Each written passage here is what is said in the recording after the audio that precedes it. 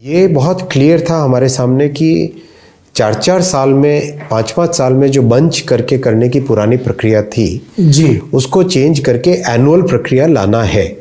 ये हमने 22 में स्पष्ट तौर पे कमिटमेंट है सरकार का। कमिटमेंट दिया था हमने। हाँ। सरकार ने कमिटमेंट क्लियर दिया था, उसके ऊपर काम चालू किया।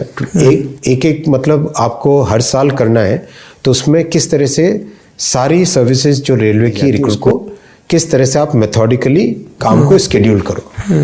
तो ये तय किया कि जनवरी, अप्रैल, जून और अक्टूबर, ये 4 महीनों में, जनवरी में निकले लोको पायलट्स एएलपी की, अप्रैल में निकले टेक्नीशियन की, जून में निकले जो नॉन टेक्निकल कैटेगरीज है उसकी, और अक्टूबर में निकले जो लेवल 1 की वैकेंसीज हैं।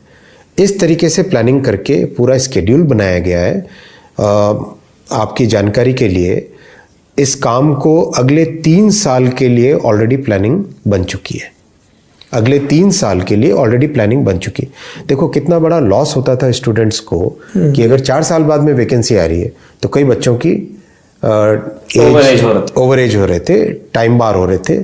फिर दूसरा, एक साथ इतना प्रेशर बन जाता था, 2-2, 3-3 साल से तैयारी कर रहे होते थे। अब छात्रों को लगातार अपॉर्चुनिटीज मिलती जाएंगी। ये एक साथ जब बंच में लेते हैं तो ट्रेनिंग सफ़र करती है। आपके ट्रेनिंग इंस्टीट्यूशंस की कैपेसिटी है, फिर जल्दी जल्दी लेना होता है, जल्दी जल्दी ट्रेनिंग देनी होती है।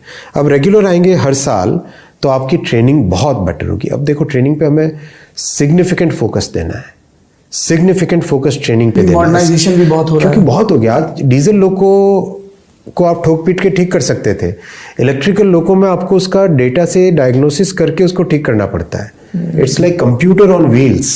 बहुत चेंज आ गया।